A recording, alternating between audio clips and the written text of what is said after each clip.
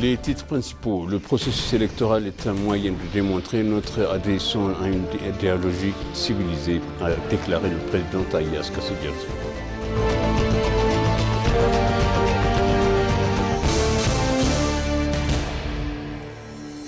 L'Éthiopie adopte une feuille de route pour une gestion intégrée des frontières.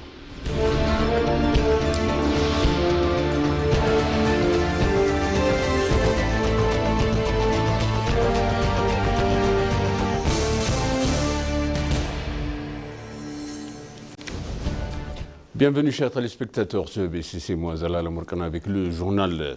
Le peuple éthiopien a prouvé son amour pour sa partie et son engagement en faveur d'un pays durable et s'inscrivant pour des millions sur les listes électorales et en votant avec détermination lors de la 7e élection générale, a déclaré le président Taye Asqassi.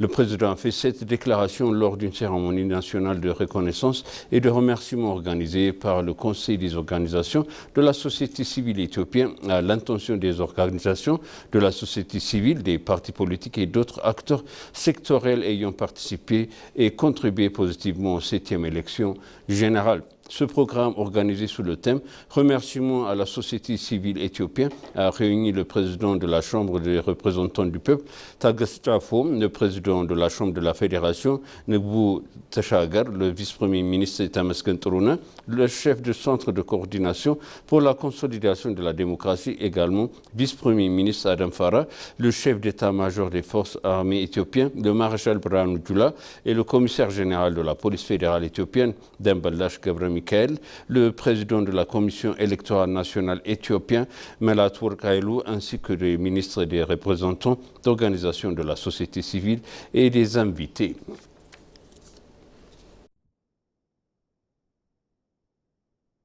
La 7e élection générale témoigne de l'environnement favorable et des capacités institutionnelles que nous avons mises en place sur le développement de la culture politique et civique, a déclaré le vice-premier ministre Tamasken Tourouna.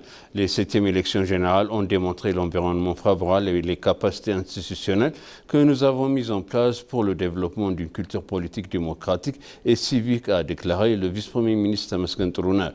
Le vice-premier ministre Tamasken, accompagné du président Taye Asqassi, ont participé à la cérémonie de reconnaissance organisée à l'intention des organisations de la société civile, des partis politiques et des acteurs ayant contribué de manière significative au succès de cette 7e élection générale et s'étant engagé en ce sens.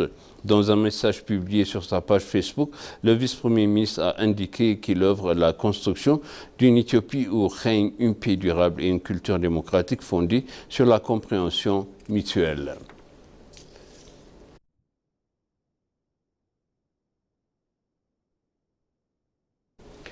Le commandement militaire chargé de protéger la souveraineté de l'Éthiopie doit veiller à la préparation psychologique de ses troupes en appréhendant les enjeux internationaux, continents, les régionaux, et a déclaré le maréchal Birhanu Jula, chef d'état-major des forces armées éthiopiennes.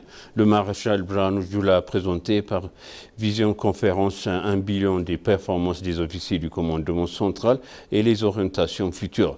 Les forces de défense éthiopiennes rappelant que la discipline est le secteur de leur victoire et indiqué que l'officier doit se montrer exemplaire face à tous les défis selon les informations publiées sur les réseaux sociaux des forces de défense fédérales. Pour sa part, le commandant du commandement central, le lieutenant-général Zewdu Belay, a déclaré que les officiers formés par l'institution dans le cadre de diverses cours maîtrisent les technologies sont capables de mener à bien leur mission rapidement et avec des pertes minimales.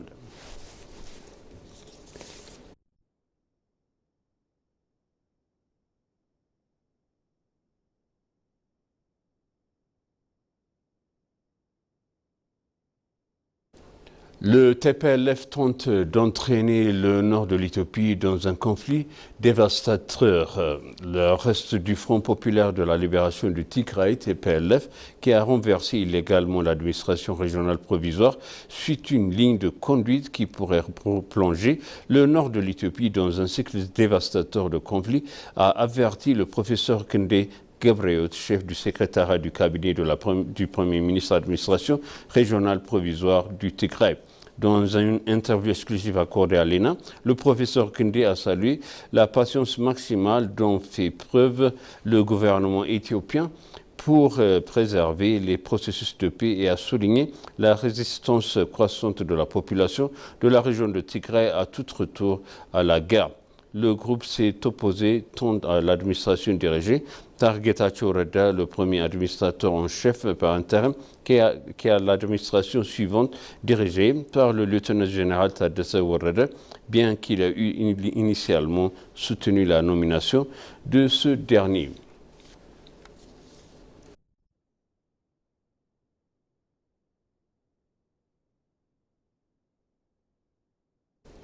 L'Éthiopie et les Émirats arabes unis entretiennent des relations diplomatiques exemplaires appelées à durer, a affirmé Jamal Bakr, ambassadeur éthiopien, après d'Émirats arabes unis. Depuis 2018, les deux pays ont développé un partenariat stratégique diversifié reposant sur les confiances réciproques avec une coopération particulièrement dynamique dans le secteur des énergies renouvelables et des technologies innovantes. Lors d'un entretien exclusif accordé à l'ENA, l'ambassadeur Jamal a rappelé que l'Éthiopie poursuit l'importante réforme sous la conduite de son gouvernement réformateur. Sur le plan économique, il a expliqué que les réformes engagées par l'Éthiopie ont créé une nouvelle opportunité non seulement pour les Émirats arabes unis, mais également pour les autres entreprises étrangères désireuses d'investir ou d'étendre leurs activités dans le pays.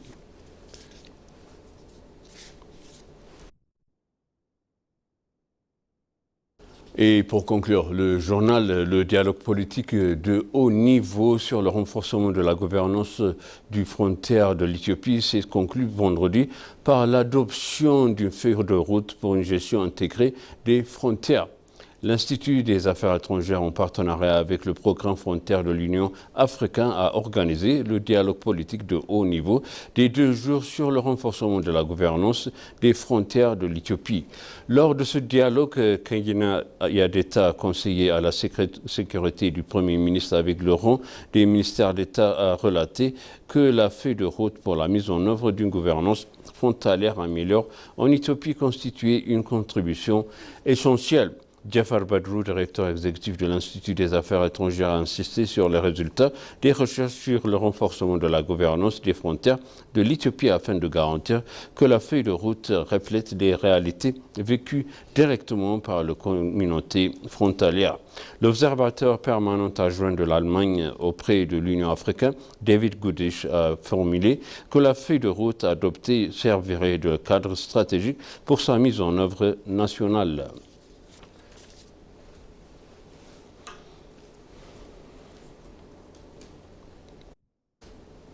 Et maintenant, je répète les titres principaux. Le processus électoral est un moyen de démontrer notre adhésion à une idéologie civilisée, a déclaré le président Haïlé Selassie.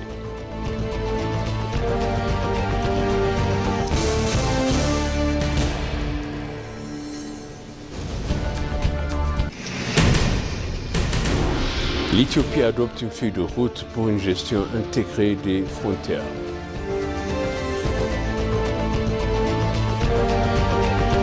Chers téléspectateurs, sachez le journal, c'était moi Zalal Amourkana avec vous et je vous souhaite une bonne suite de programme et bon week-end.